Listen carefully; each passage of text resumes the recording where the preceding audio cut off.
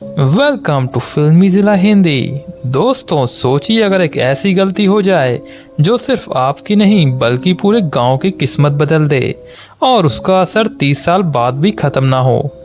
आज की कहानी कुछ ऐसी ही है जहां एक शैतानी ताकत अंधेरा होते ही बच्चों का शिकार करना शुरू कर देती है।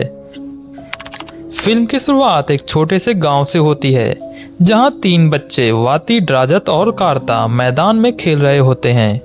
खेलते खेलते कब शाम हो जाती है उन्हें पता ही नहीं चलता। वाती घबराकर दोनों से कहती है कि अब तुरंत घर चलना चाहिए क्योंकि गांव में एक सख्त नियम है, सूरज ढलने के बाद कोई भी बच्चा बाहर नहीं रहेगा क्योंकि इस समय शैतानी ताकतें जाग जाती हैं और बच्चों को अपना शिकार बनाती हैं। लेकिन ड्राजत और कार्ता उसकी बातों को मजाक समझकर वहीं खेलते रहते हैं। इसी दौरान उनकी एक लकड़ी जंगल की तरफ जाकर गिर जाती है। कार्ता उसे उठाने जाता है लेकिन जैसे ही वह लकड़ी उठाने के लिए गहरे गड्ढे में हाथ डालता है, अचानक कोई एबनॉर्मल एंटिटी उसका हाथ जोरों से पकड़ लेती है। कार्ता पूरी ताकत लगाकर खुद को छुड़वाने की कोशिश करता है। कुछ सेकंड बाद वह किसी तरह अपना हाथ बाहर निकाल लेता है, लेकिन उसकी एक उंगली बुरी तरह कट चुकी होती है। दर्द से चीखता हुआ कार्ता पीछे हट जाता है। उधर दूसरी तरफ वाती को अचानक किसी औरत जैसी डरावनी आवाज सुनाई देती है जो बार बार उसे अपने पास बुला रही होती है। इससे पहले कि वह कुछ समझ पाती, एक अदृश्य ताकत उसे जंगल के अंदर खींच लेती है।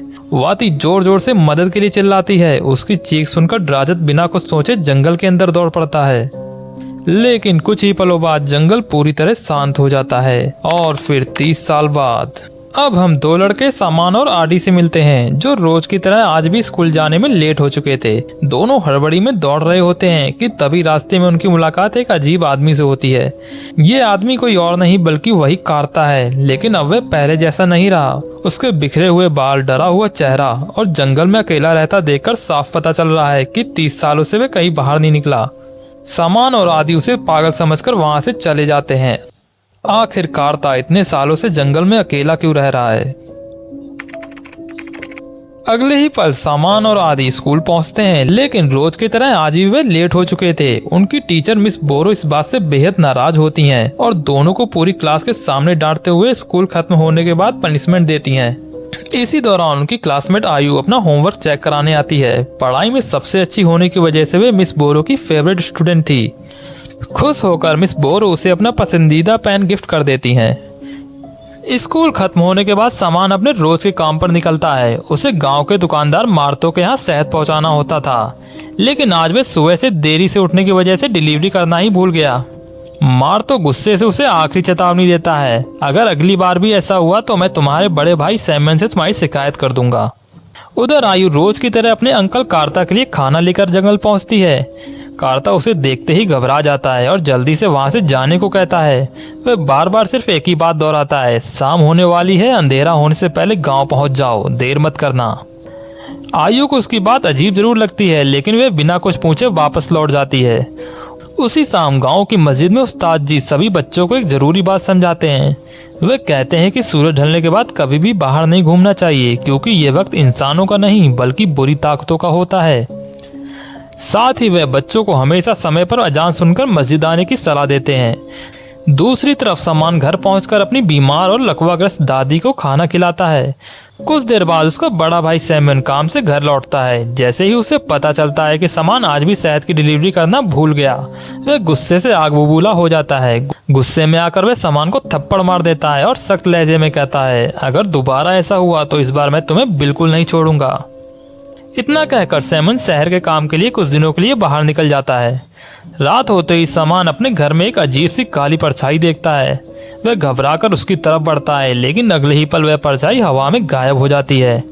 समन सोचता है कि शायद उसे सिर्फ वहम हुआ होगा।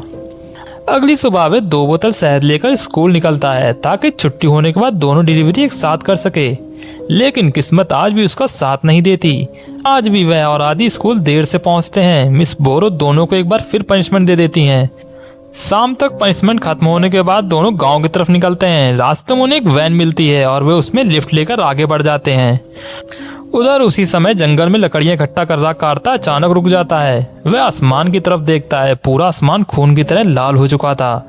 चारों तरफ तेज और अजीब सी हवा चलने लगी थी। ये वही मंजर था जो उसने ठीक 30 साल पहले देखा था। कार्ता के चेहरे पर डर साफ दिखाई देने लगता है। उधर वैन में बैठे समन और आदि मजाक करते हुए मिस बोरो की बुराई करने लगते हैं। गुस्से में समन कह देता है काश मिस बोरो ना रहें। उसकी ये बात सुनकर वैन ड्राइवर अचानक ब्रेक लगा देता है। वह गुस्से में समन को डांटता है कि किसी के लिए ऐसी बातें कभी नहीं बोलनी चाहिए, लेकिन समन उसकी बातों को मजाक समझकर हंस देता है। उधर उसी समय मिस बोरो अपने घर में बिल्कुल अकेली थीं। अचानक उनके घर का दरवाजा अपने आप खुलने और बंद होने लगता है। पूरा घर अजीब आवाजों से गूंज उठता है। घबराकर वे दरवाजा बंद करती हैं, लेकिन जैसे ही वे पीछे मुड़ती हैं उनके पीछे एक भयानक काली एंटिटी खड़ी होती है। कुछ ही सेकंड में वह शैतानी ताकत मिस बोरो पर हमला कर देती है, उन्हें अपने बस में कर लेती है और बेरहमी से उनकी जान ले लेती है। उधर गांव लौटते ही सभी लोगों को उनकी मौत की खबर मिलती है। ये सुनकर समन के पैरों तले जमीन खिसक जाती है। उसे याद आता है कि कुछ ही देर पहले उसने गुस्से में यही कहा था काश मिस बोरो ना रहें। अब उसके मन में सिर्फ एक ही सवाल घूम रहा था, क्या ये सिर्फ एक संयोग था या किसी अदृश्य ताकत ने उसकी इच्छा सच कर दी थी। लेकिन उसे बिल्कुल भी अंदाजा नहीं था कि ये तो सिर्फ शुरुआत थी, क्योंकि अगला शिकार अब उसी का होने वाला था। मिस बोरो की मौत के बाद पूरा गांव सदमे में था, लेकिन समन को मिस बोरो की जगह बुरी एंटिटी नजर आती है। वह बहुत डर जाता है। अब घर के अंदर भी समन मिस बोरो की घोष को बार बार देख रहा था। उसे लगता है ये सिर्फ मेरी आंखों का धोखा है, इसलिए जब वह अपने चेहरे को पानी से धोने जाता है तभी वह इवल एंटिटी आकर उसे पोजेस्ट कर लेती है। उसी रात गांव के पुलिस अधिकारी दल रहीम, सिक्योरिटी गार्ड अमीन, मार्तो और उसकी बेटी आयु नई टीचर मिस निंगसी को लेने के लिए बस स्टैंड पहुंचते हैं। दल रहीम उनसे पूछते हैं आपको तो दिन में पहुंचना था, फिर इतनी रात कैसे हो गई। निंगसी मुस्कुराते हुए बताती हैं कि रास्ता भटकने की वजह से वे दूसरे गांव चली गई थीं, इसलिए आने में देर हो गई। वहीं दूर खड़े हम कार्ता को देखते हैं जो उस पर निगरानी रखे हुए था। अगली सुबह समन स्कूल नहीं जाता, इसलिए आदि अकेले ही स्कूल पहुंचता है। आज भी वह लेट हो जाता है, लेकिन नई टीचर निंगसी उसे डांटने के बजाय प्यार से क्लास में बैठने के लिए कहती हैं। दूसरी ओर समन का बड़ा भाई सैमन मार्तो की दुकान पर शहद के पैसे लेने जाता है, लेकिन वहां उसे पता चलता है कि समन ने तो शहद की डिलीवरी ही नहीं की। ये सुनते ही सैमन गुस्से से घर लौटता है। घर पहुंचते ही वह समन की पिटाई करना शुरू कर देता है, लेकिन इस बार कुछ अलग होता है। समन चुपचाप उसकी तरफ देखता है और धीमी आवाज में कहता है काश तुम्हारी भी कोई जान ले ले। इतना सुनते ही कमरे का माहौल बदल जाता है। अचानक एक अदृश्य शैतानी ताकत सैमन पर हमला कर देती है। वह खुद को संभाल भी नहीं पाता कि तभी समन रसोई से एक तेज चाकू उठाता है और बिना किसी रहम के सैमन पर लगातार वार करने लगता है। कुछ ही पलों में सैमन की मौत हो जाती है, लेकिन समन के चेहरे पर जरा सा भी डर नहीं था। बस वह अजीब तरीके से मुस्कुरा रहा था, जैसे उसके शरीर पर किसी और ने कब्जा कर लिया हो। घर से निकलने के बाद वह सीधे दल रहीम के घर पहुंचता है, जहां सारी मुर्गियों को बेरहमी से वह मार डालता है। फिर उनका खून कांच की बोतलों में भरकर मार्तो की दुकान पर दे आता है। मार्तो जब उन बोतलों को देखता है तो अंदर खून देखकर उसके होश उड़ जाते हैं, लेकिन समन सिर्फ डरावनी हंसी हंसकर वहां से भाग जाता है। अगले दिन स्कूल में आयु बार बार किसी अनचाही एंटिटी को महसूस करती है। क्लास के दौरान उसे अपनी मरी हुई टीचर मिस बोरो का भूत दिखाई देता है, लेकिन हैरानी की बात यह थी कि मिस बोरो उसे डराने नहीं आई थी। वह बार बार सिर्फ एक ही नाम ले रही थी, समन। आयु बुरी तरह घबरा जाती है और पूरी क्लास के सामने चीख पड़ती है। स्कूल खत्म होने के बाद वह ये बात अपने पिता मार्तो को बताने जाती है। उसी समय दल रहीम भी वहां पहुंच जाते हैं। मार्तो उन्हें खून से भरी बोतलों वाली घटना बताते हैं। अब दल रहीम को यकीन हो जाता है कि गांव में कुछ बहुत भयानक हो रहा है। सभी लोग तुरंत समन के घर पहुंचते हैं, जिनके पीछे पीछे आदि और आयु भी पहुंच जाते हैं। जैसे ही वह अंदर जाते हैं उनके पैरों तले जमीन खिसक जाती है। फर्श पर सैमन की लाश पड़ी होती है, हर तरफ खून फैला हुआ था, लेकिन समन वहां मौजूद नहीं था। इसी बीच आदि नदी किनारे समन को ढूंढ निकालता है। वह अकेला खड़ा पानी को देख रहा था और बिना वजह मुस्कुरा रहा था। गांव वाले उसे पकड़कर दल रहीम के घर ले आते हैं। पूछताछ के दौरान समन किसी सवाल का जवाब नहीं दे रहा था। वह सिर्फ एक अजीब सी धुन गुनगुनाता रहता है। वहां गांव वालों को इकट्ठा देख मिस निंगसी भी वहां पहुंच जाती हैं, लेकिन कुछ देर बाद बाहर आती हैं और कहती हैं ये कुछ नहीं बोल रहा है, बस वही अजीब सी धुन गुनगुना रहा है। दूर खड़ा करता ये सब चुपचाप देख रहा था। उसकी आंखों में डर नहीं बल्कि एक सच्चाई छिपी थी, जिसे अभी तक कोई समझ नहीं पाया था। उसी रात समन को अपने सामने दो चेहरे दिखाई देते हैं, एक अपने मरे हुए भाई सैमन का और दूसरा मिस बोरो का। दोनों एक साथ उससे कहते हैं चले जाओ। जैसे ही उनकी आवाज गूंजती है वह देखते ही देखते अपनी जान दे देता है। अगले दिन पूरे गांव में उसका फ्यूनरल कर दिया जाता है। आदि और आयु अपने दोस्त को खोकर बुरी तरह टूट चुके थे, लेकिन उन्हें क्या पता था जिस शैतानी ताकत ने समन की जान ली, अब उसने अपना अगला शिकार भी चुन लिया था। समन की मौत के बाद पूरा गांव खौफ में जीने लगा था। किसी को समझ नहीं आ रहा था कि आखिर ये सब क्या हो रहा है। अगले दिन स्कूल में हर बच्चा सहमा हुआ बैठा था। वहीं आदि अपने सबसे अच्छे दोस्त को खोने के बाद पूरी तरह टूट चुका था। ये देखकर नई टीचर मिस निंगसी उसके पास आती हैं और प्यार से समझाती हैं, जो हो गया उसे बदला नहीं जा सकता, अब तुम्हें अपनी पढ़ाई पर ध्यान देना चाहिए। इसके बाद वह आदि से कहती हैं कि छुट्टी होने तक वह क्लास में बैठकर अपना होमवर्क पूरा कर ले। धीरे धीरे शाम होने लगती है। स्कूल का चपरासी निंगसी से कहता है कि अंधेरा होने वाला है, इसलिए अब स्कूल बंद कर देना चाहिए। लेकिन निंगसी मुस्कुराकर जवाब देती है, तुम जाओ, मैं आदि को खुद घर छोड़ दूंगी। होमवर्क पूरा होने के बाद जब आदि बाहर निकलता है, उसके सामने अचानक समन का भूत दिखाई देता है। आदि को समझ पाता उससे पहले वह भयानक साया उसकी ओर झपट पड़ता है। अगले ही पल आदि की आंखें पूरी तरह बदल जाती हैं। उसके चेहरे की मुस्कान गायब हो चुकी थी।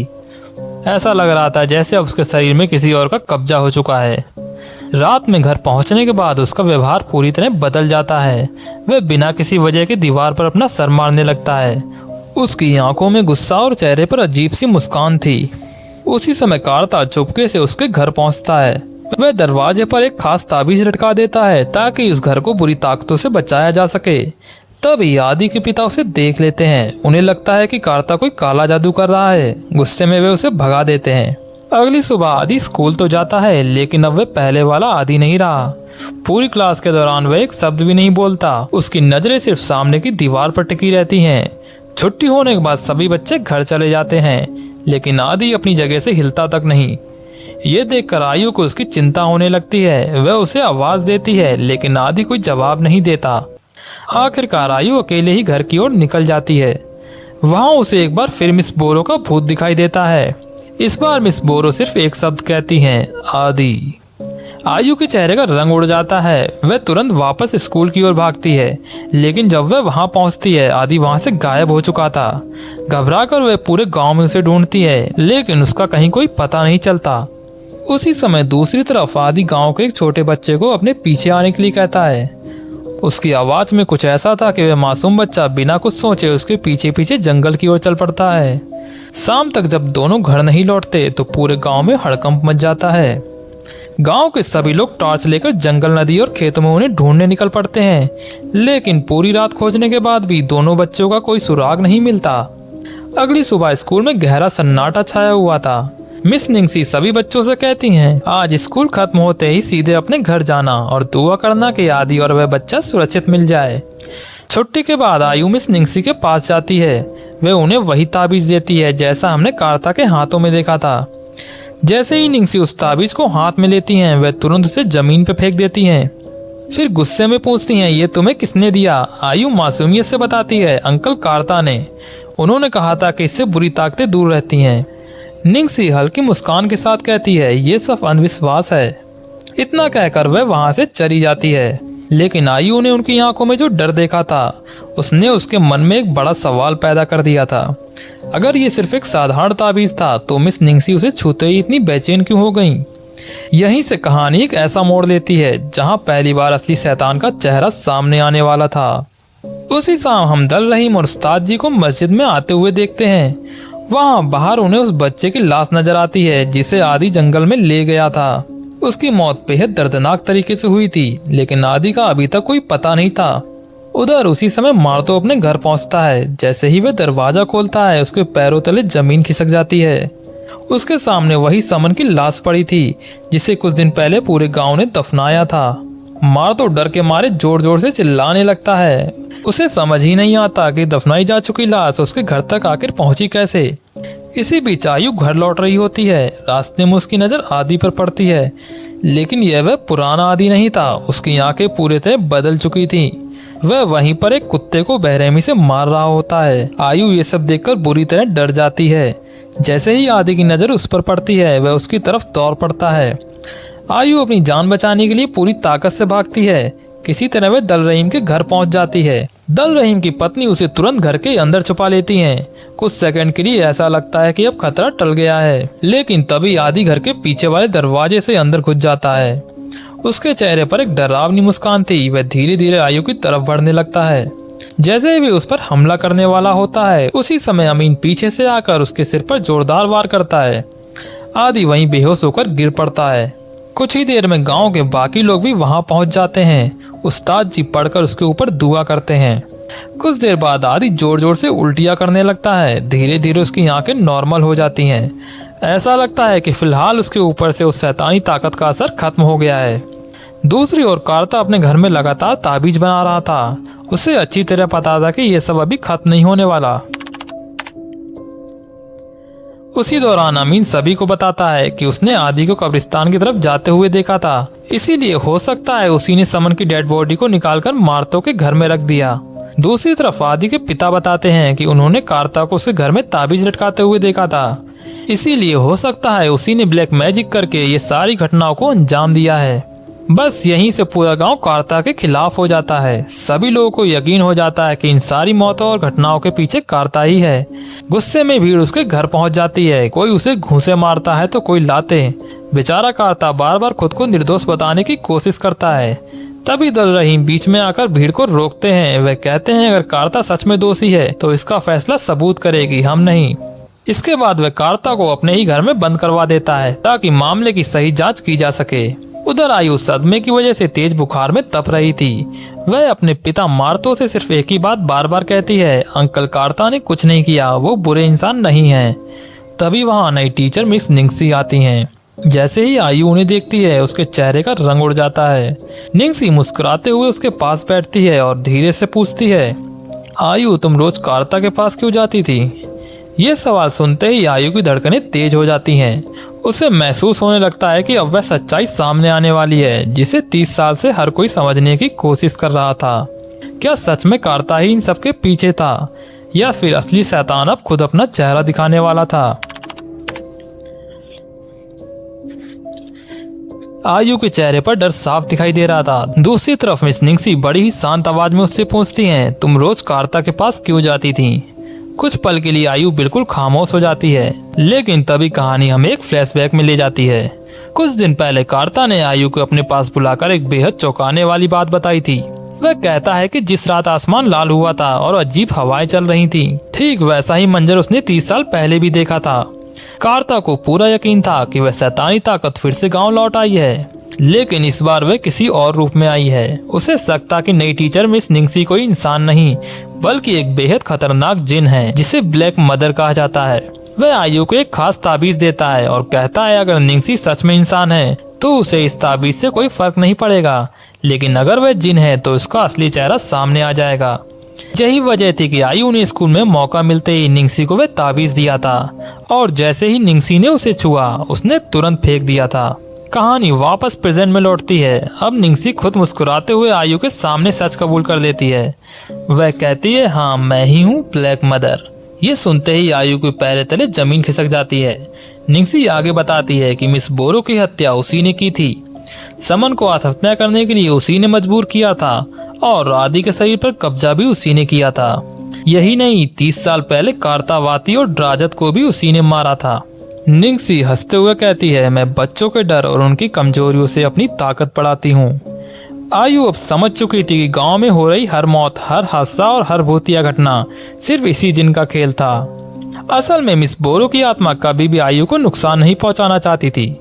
वह हर बार समन और आदि का नाम लेकर उसे आने वाले खतरे से सावधान करने की कोशिश कर रही थी।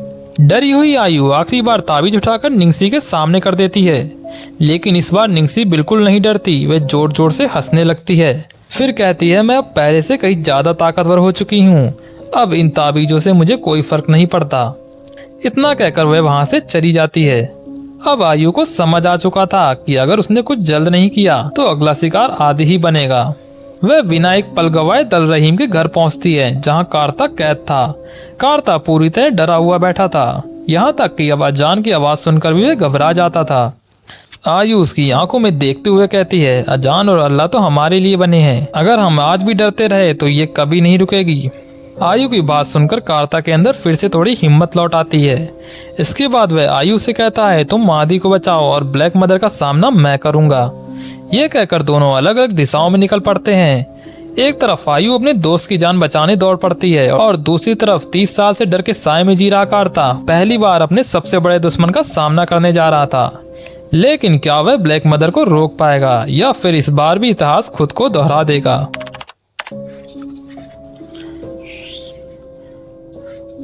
कार्ता और आयु दोनों अलग अलग दिशाओं में निकल पड़ते हैं। आयु सीधे नदी किनारे आदि को ढूंढने जाती है, जबकि कार्ता उस पुराने ठिकाने की ओर बढ़ता है।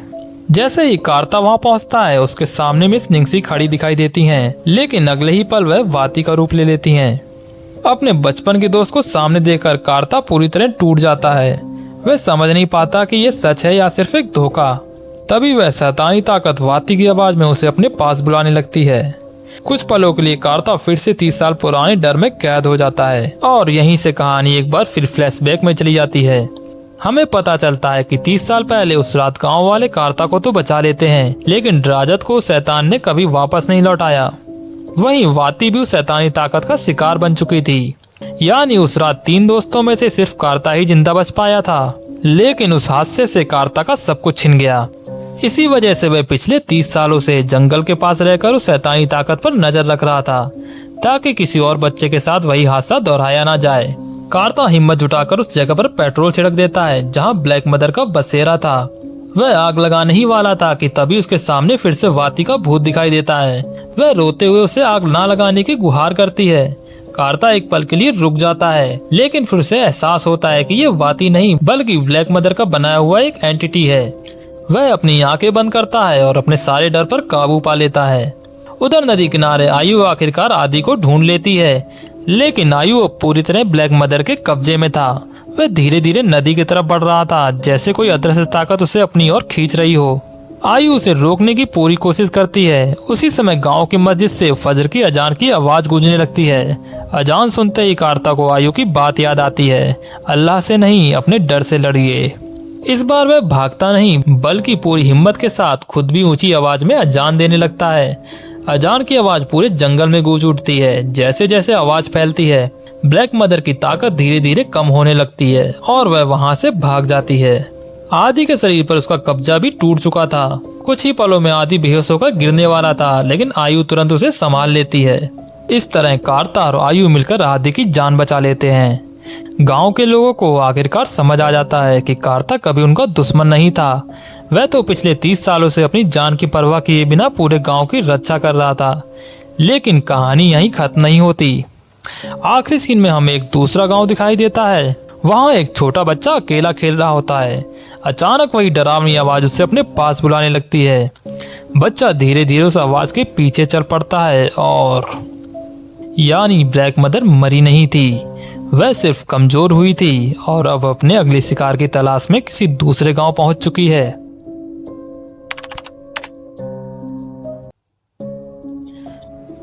इस फिल्म का सबसे बड़ा संदेश यह है कि बुराई हमेशा इंसान के डर, गुस्से और कमजोर सोच का फायदा उठाती है।